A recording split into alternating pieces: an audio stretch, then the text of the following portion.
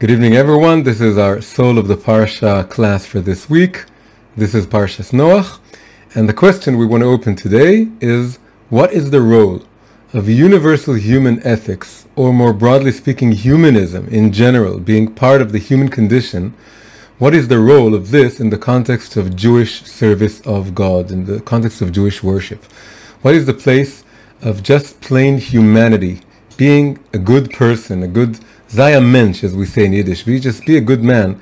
What is the role of this level of being in the context of the kind of life of holiness that as people who serve God, we want to construct our lives around? So this is our question, and it's very, very vital for this parasha. In a very deep sense, this parasha, Parshas Noach, which is located between the first parsha, which is all about the creation of the world and the first generations, and the third parsha, which is all about the coming of Abraham into the world and his journey into what is going to become Judaism. His Lech Lecha, go unto thee, which is really the beginning, him embarking on the Jewish journey, we can say. So in between these two parshat, we have Parshat Noach. And in a way we can say that what Noach is all about is about positing in between these the very creation of everything and the Jewish path. We have to construct the level or the ideal of the ideal human being. What does it mean to be just a righteous human being, regardless of nationality, regardless of affiliation, and even regardless of everything that Judaism stands for? It is like an introduction or a preface to what Judaism is all about. And it's there in the Torah for a very, very deep and important reason.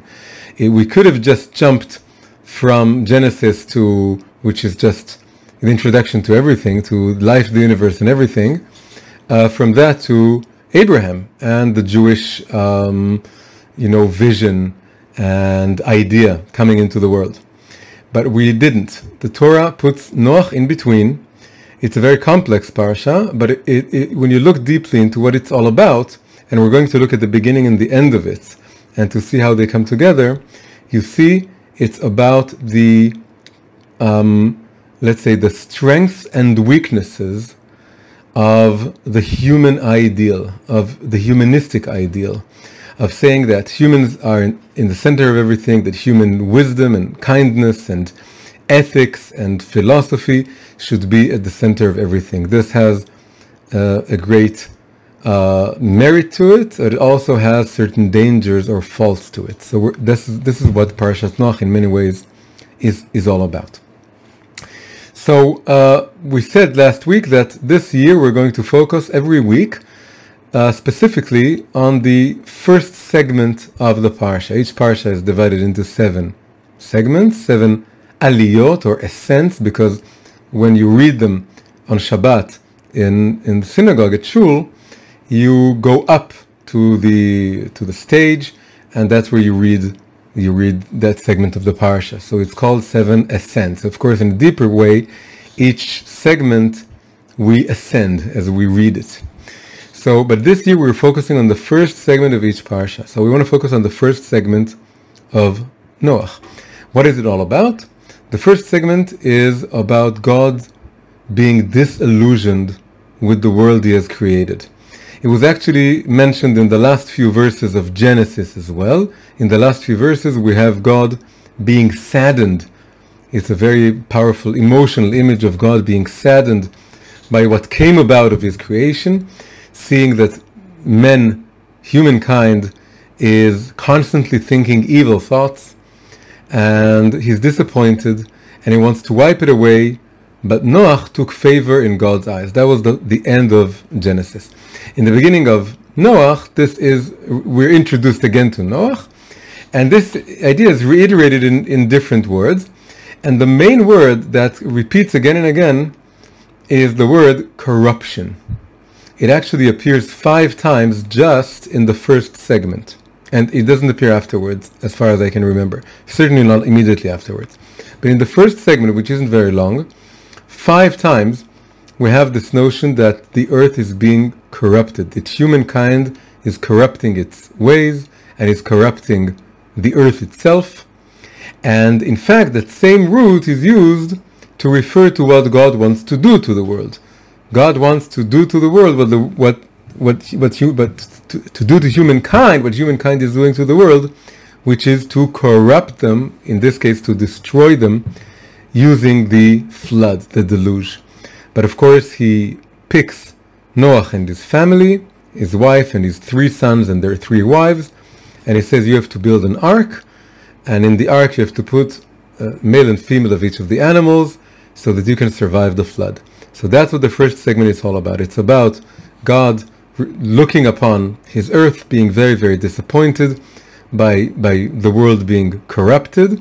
Out of the 5 usages of the root to corrupt, the first 3 have to do with people corrupting themselves in the world, and the final 2 have to do with God wanting to destroy the world.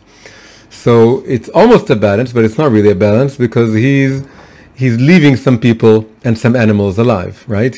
There are 3 corruptions on the human side, but then there are 2 counter corruptions or punishments, which are like a reflection of the sin, but it's only twice, not 3 times, because it's not as total a corruption as what humanity is doing. What humanity is doing is in many ways worthy of total destruction, but there's a little bit of mercy entering the picture, because he's letting Noach and his family and all the species of the animals survive.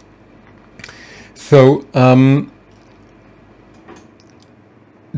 another word that repeats itself several times is the word flesh, and another word is the word earth. So we have here humanity in the 10th generation since the creation of Adam and Eve. Noach is the 10th generation, and these are his peers, or the people living in the same generation. And it took humankind 10 generations of deterioration, beginning of course with the first sin of Adam, going on to the Cain murdering Abel, and then various other sins throughout those generations. And after 10 generations, they crossed every line imaginable, and they're corrupting their own souls and their own bodies, and everything is descending to the level of the earth. Humankind is described again in the term of flesh, and using the term earth, which is again something material and mundane, and it's almost as if they forgot that they have souls. They forgot that they were made in the image of God. And another interesting thing is that they're likened to the animals. And in fact, of course, the animals are going to be destroyed as well. The species remain, male and female out of every species, but most of the animals, the vast majority, are going to be killed, just like the vast majority of humankind. The animals are also sinning, following the sins of man, but not only that, mankind itself is compared to animals. It's as if it's a kind of devolution, that humankind is ethically deteriorating to the point that they behave like animals, or equate themselves to animals. So this is, of course, something extremely the worst thing we can imagine. In using this as a background, all this is like the backdrop for God choosing or recognizing Noach. Noach is different. Noach has preserved the memory that he is, as all people are, a son of God, made in God's image, and is a soul within a body, not just a body, is superior to the animals, is not just as many science books today call us, the human animal, right? Many books, scientific books, written in the late 19th and 20th centuries, refer to human beings as the human animal, but it's a very degrading term. And in a way, we can say it almost echoes eerily the generation of the flood, that they saw themselves as human animals. There was a famous book called The Naked Ape, written by a famous zoologist. And after writing many books about zoology, he wrote one book about anthropology, about human beings. And the title was The Naked Ape, right? The noun is ape, and the adjective is naked. It doesn't have a fur. The Naked Ape, studying, or a zoologist studying the human animal.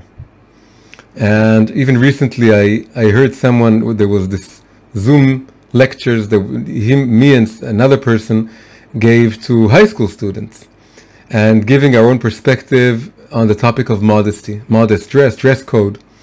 And it was very interesting kind of debate, meaning that I gave my position, he stated his position. But one of the things that he said there was extremely difficult for me to hear. He said something about that ultimately we should all be free and happy. And then he said something like, we are all Homo sapiens cubs, or puppies. Gurei Homo sapiens. So we refer to us as, and we used Homo sapiens, which is man, the thinker, the thinking man. But then because he was using a scientific term, it was very easy for him to follow it up, or to add to it, cubs or puppies, as if we're just animals. So we're Homo sapien cubs. And I found it very, very hard to hear. And I think those kind of terms echo and in a way repeat the kind of atmosphere that the generation of the flood was all about. And we have to remember that the generation of the flood didn't come about in one moment. The whole idea that there are 10 generations leading up to the flood is symbolic of it being a gradual deterioration.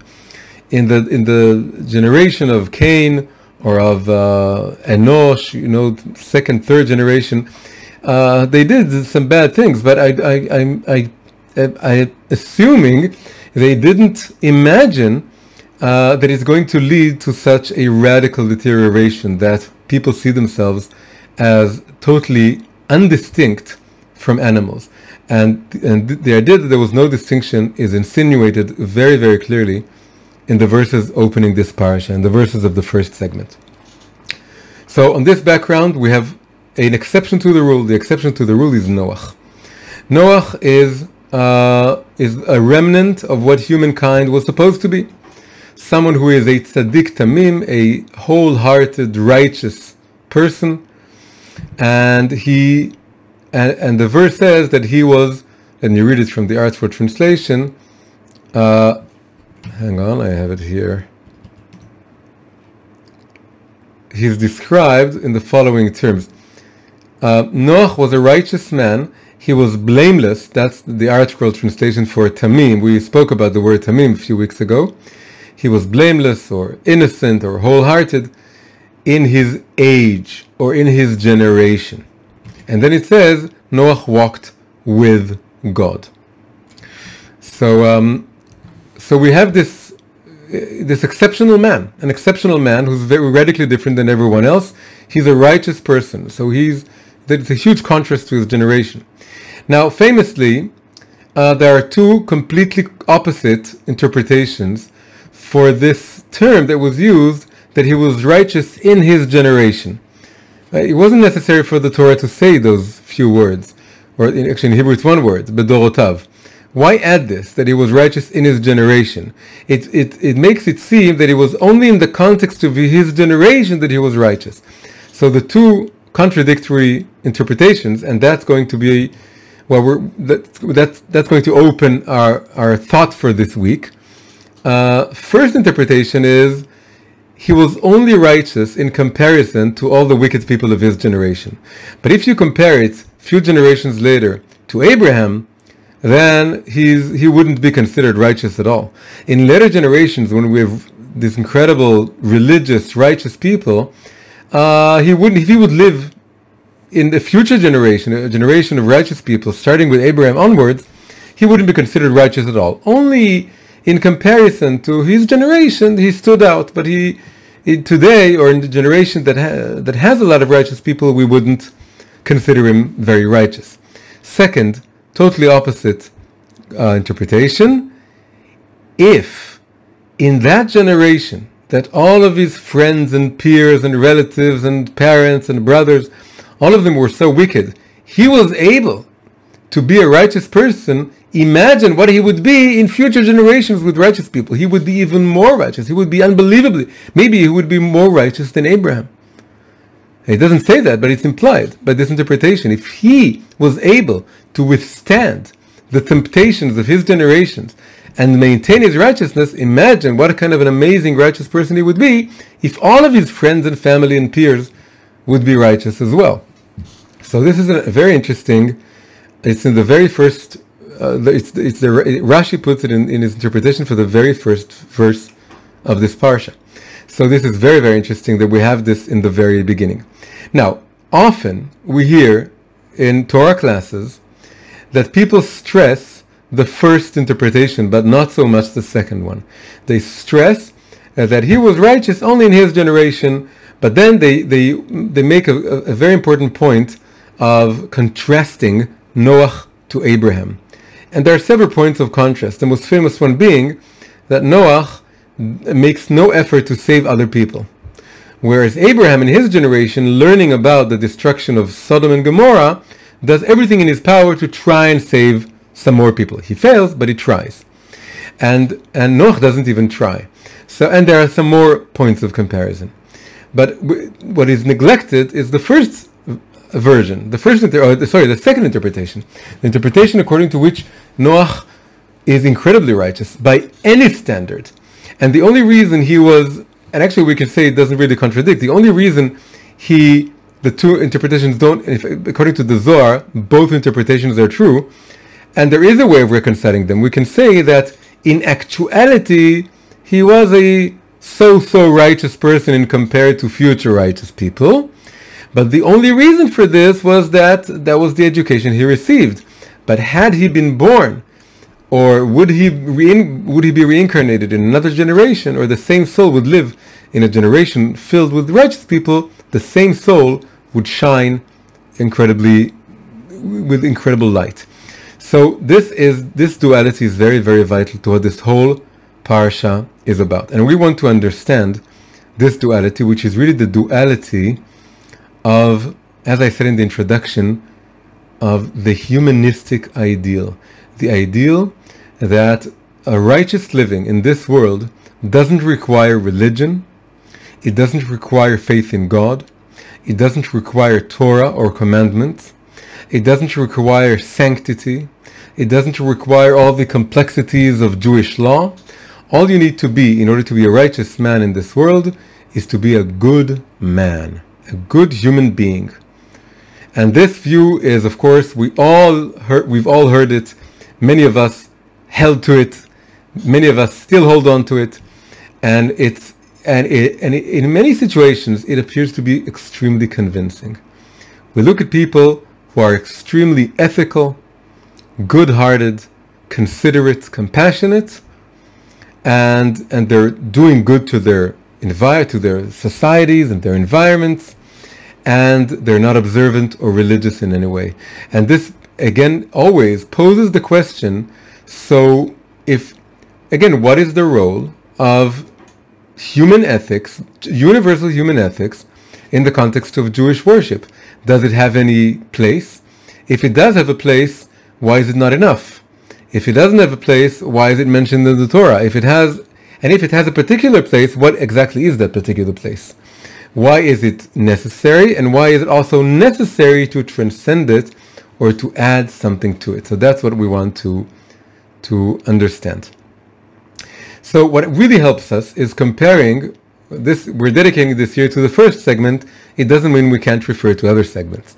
So comparing the first segment to the very final seventh segment, we have some very, very interesting things going on. So first, what are the two segments about? So the first one, again, describes how humanity has deteriorated and is now punishable, or is going to be punished by the flood. So it really describes what we call Dor HaMabul, the generation of the flood, the 10th generation that is sinning. Seventh and last segment is dedicated to the Tower of Babel. Tower of Babel, that is also a special generation. This is called the Dor HaPalaga, the generation of the dispersion. The dispersion being the dispersion of the languages. It was one language, it was broken up and dispersed to the four corners of the earth into 70 languages. That's how tradition has it. So these two segments really are like they bookend the parsha, and they're very much connected. And many times you can find in the Jewish sages, the sages referring to the generation of the flood and the generation of the dispersal, Dor HaMabul and Dor HaPalaga. And there are similarities to be found and contrasts to be found. The main contrast being that the punishment is absolutely different. The first punishment wipes out almost all of humankind. Second punishment, when the builders of the Tower of Babel are creating this huge tower that affronts heaven, or seems to be attacking or replacing heaven, or trying to replace God in some way, not a single drop of blood is shed. No one is killed. Their language, their universal language is taken from them, and they're dispersed. It's a very different punishment, and yet these are considered as two archetypal, primordial sins, collective sins. We're not talking about the sin of Adam and Eve or the sin of Cain. These are generational sins.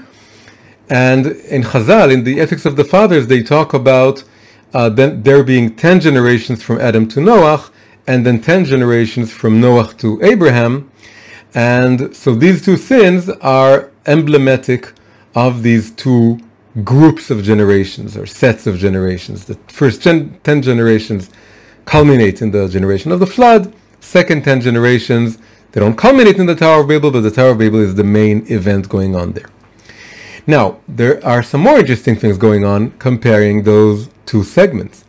If we look, one of the keys for opening up the Kabbalistic level, unlocking the Kabbalistic meaning of any given portion of the Torah, is looking for God's name or names, and to see exactly which name is being mentioned and which names are not being mentioned. And in this case, we have something very beautiful. There are 7 main holy names for God that are, when written down, can't be erased, and you have to bury them, and you can't utter them unless you're referring to a full verse. The holiest one you can't utter in any circumstances. But the main two that the Torah uses, the first is the name Havaya, the Tetragrammaton, the 4-letter name, the most holy name, also the highest name referring to the essence of godliness. And the second name is, of course, Elokim, right? It's written with a Hey, with an H, but we pronounce it with a K. As I said, because we can't pronounce it outside of saying a blessing or a verse.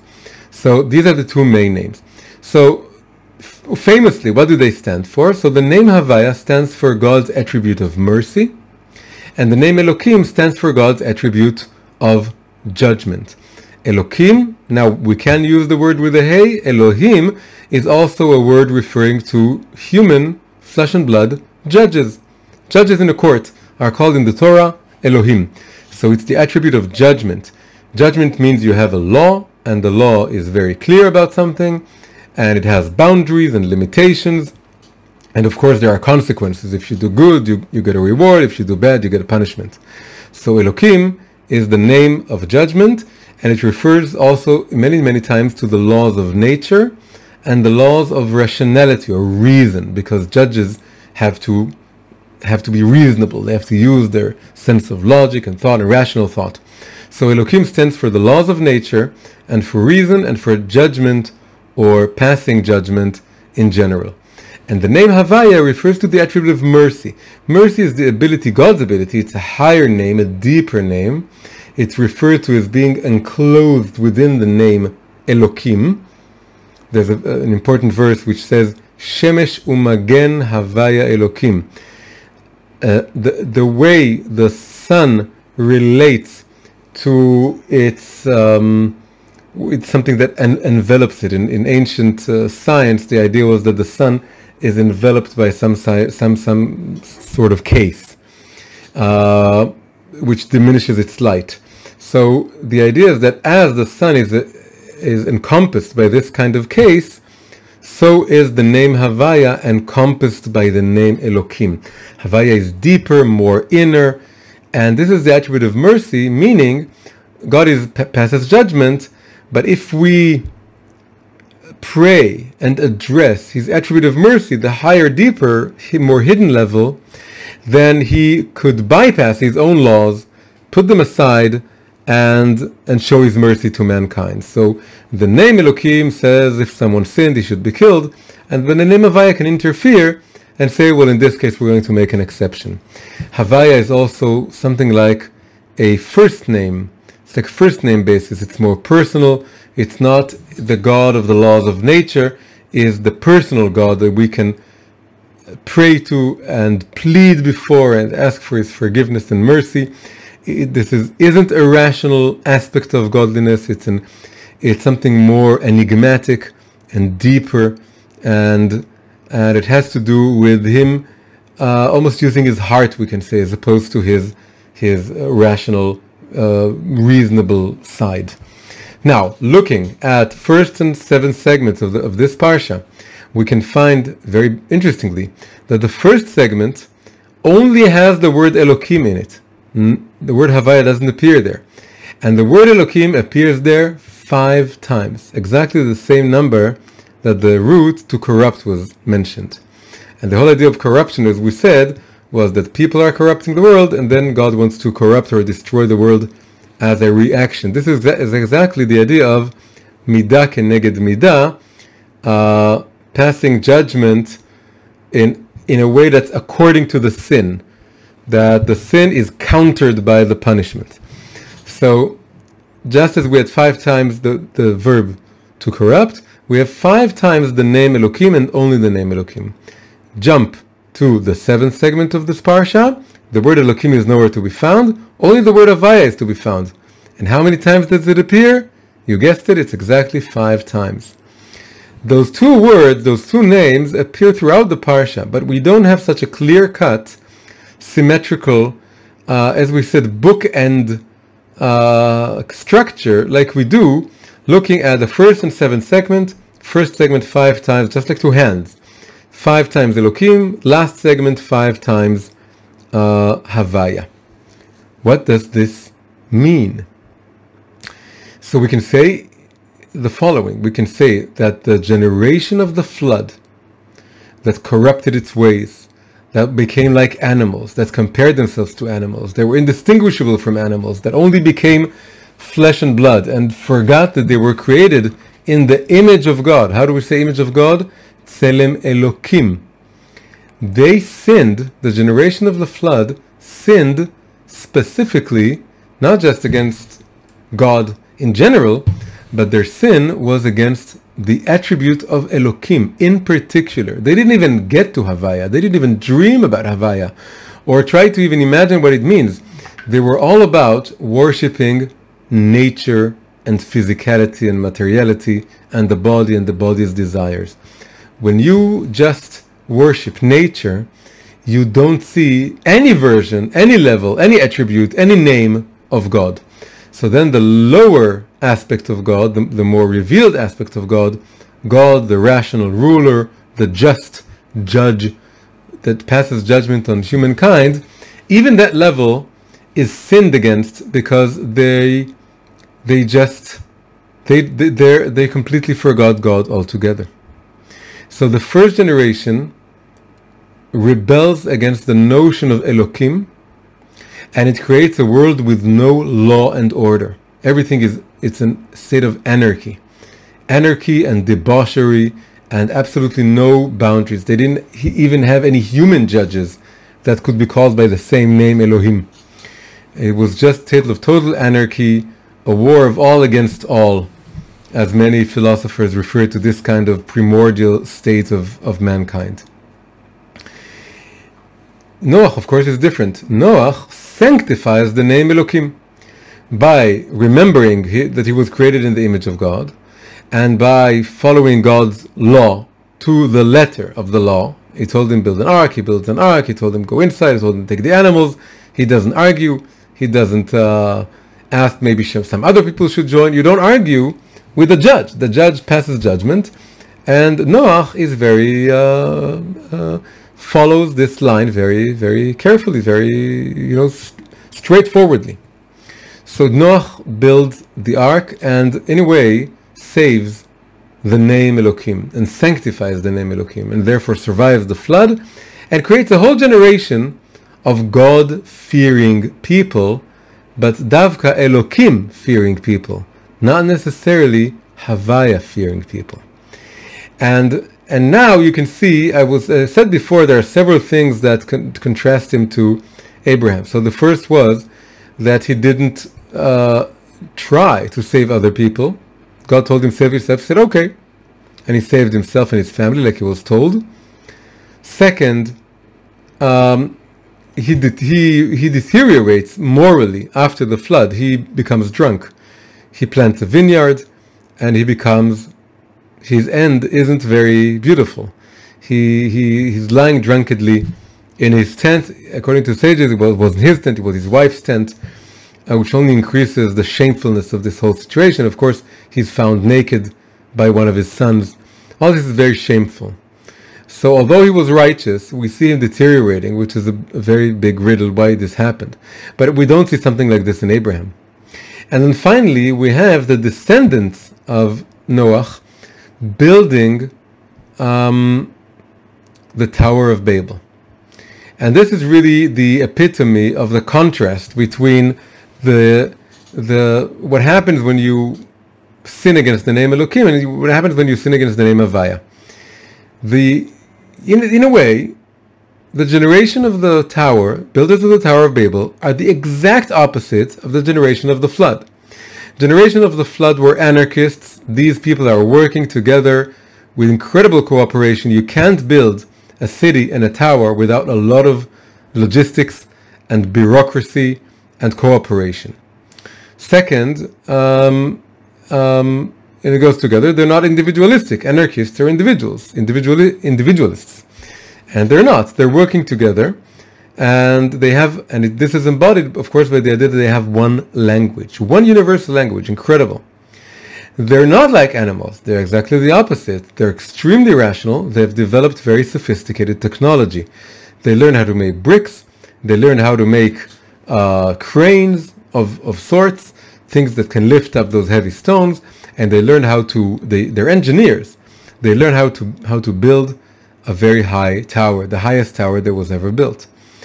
One of the most beautiful images of Noach coming into the ark and floating over the waters of the deluge is that in Hebrew the word for ark is teiva, and teiva it also means word, just word.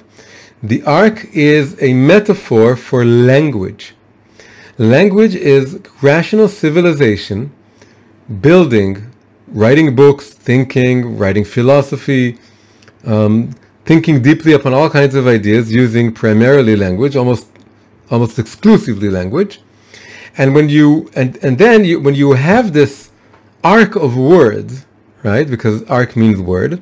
This arc of words around you, you can survive the deluge of very primitive, very lowbrow, hedonistic cultures. This is what the academia is supposed to be. The academia is supposed to be a kind of arc of words. Most of the world is dealing with surviving or just having fun or giving a lot of room to the lower, let's say, faculties of the human psyche, whereas what was previously the monasteries in Christianity or the Bet Midrash in Judaism, and now in the Western world, it's the academia, again, supposed to be. It's a big question whether it's living up to its ideal.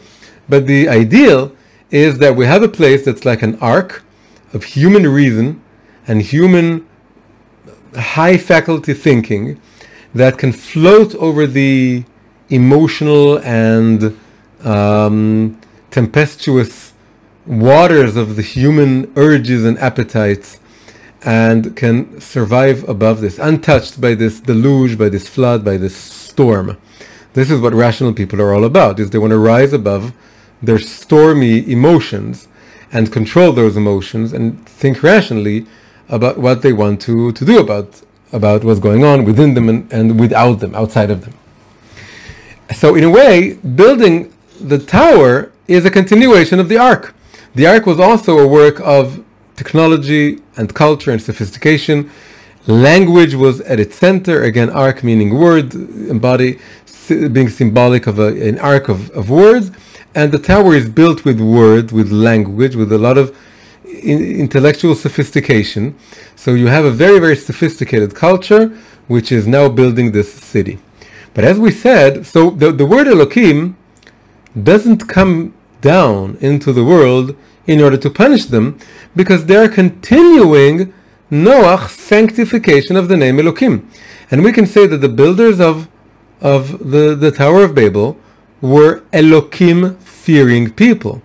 They definitely saw themselves as being created in the image of God and being superior to animals. If the generation of the flood was all about going down and down, deteriorating, going down into the earth, corrupting, entropy, resembling animals, the generation of the tower are exactly the opposite. They want to go up, up, up, up, into the heavens, into the lofty realms of intellectual thought and philosophy and abstract theology, and that's why they're building the tower. They want to be angels. They want to be as far from the animals as they possibly can. So they're using language and rational thinking and technology in order to go up. So they're God-fearing in the sense that they're Elokim-fearing. They know that there's law and order, they know that there are laws of nature, and they know that they need to use their rational faculties in order to manifest the fact that they were created in the image of God. However, the fact that God comes this time, described using the name Havaya, and looks down and says this is wrong, and then punishes them by taking away their language and dispersing them, this means that they were not sinning against Elokim, but they were sinning against the name Havaya. They were sinning against the name Havaya because they really ultimately, out of worshipping just Elokim, the external aspect of godliness, the aspect that's rational and it gives me the rational faculty, and that is all about law and order, by worshipping only that level, they worked to hide and have the deeper attribute of godliness, the one embodied in the name Havaya, to have it completely disappear. They didn't have heartfelt prayers for God. They didn't look up to him asking for mercy, because that's irrational. A philosopher wouldn't beg God to forgive him for anything because he's too rational for this. He wouldn't address a personal God. The idea of a personal God is anathema to philosophers who are very rational, and people who are sophisticated, and people who believe in language and culture and wordplay and technology. They liked all this very much, so they really believe in the laws of nature, but they don't believe that there's something beyond the laws of nature, something that can break the laws of nature, something that is comparable to something deeper and more essential within myself, that's below or above my rational, orderly self. And this they completely negated. And we can say that by building the kind of technological marvel that they wanted to build, a wide city, not just a tower, it's a tower in a city, it's a big city, it's like a, what's the word, metropolis, a big metropolis city, metropolitan, and also a very, very high tower. All this is to fill the entire space of the world with human creation, like going into New York or any other major city. It's like going into the city and the Tower of Babel in a way, that you see everything is man-made, and man is showing off his incredible capabilities that are all God-given, but it's not you don't feel that it's God-given, because nothing in the architecture or the atmosphere or the culture or the language or the plays on Broadway or the books in the Barnes and Noble's bookstore, whatever it is, they hardly any of them reflect this kind of acknowledgement that we have all this incredible technology and culture and sophisticated philosophies and ideas. We have all of this because it was given to us by God. This is a place that manifests God and man's creative power and his power to build this incredible worlds and cities and buildings, but it hides the personal, deeper aspects of God, the God that we need, not just the God that we think about, as that we can, philosophize about, but the God that we pray to, the God that we need, the God that we break down before when we are standing before the senselessness of a tragedy, or before the prospect of our own death, or before our sinful selves when we sin. So all this it has to do with the name Havaya. Noach sanctified the name Elokim, and this passed on to his descendants, who took the idea of the ark and expanded it to build a whole city and a whole tower. But all these generations worked against or served to hide and disclose the name Havaya, the deeper, more soulful, more personal, more irrational aspect of godliness. All this was missing, and this tells us something about what we asked in the very beginning. Noach embodies the idea that humanity can acknowledge the fact that it was created in the image of God, and yet misuse it in a way that works against bringing God into the world, which is the ultimate purpose of creation. It can be used in a way, on the one hand, when compared to cultures resembling the generation of the flood, corrupt cultures, low cultures, hedonistic, decadent cultures, that are all about just the physical aspect of humankind. When compared to that, it's incredibly important. It's a righteous person. It shines with incredible light, and we can imagine that everyone can, God forbid, but everyone can just fade away or disappear, just like they went in the flood, and someone who is connected to this kind of human universal ethics would stand tall above them, and he would justify all of mankind. This is an incredible description. Again, going back to the interpretation, that he was truly a righteous person.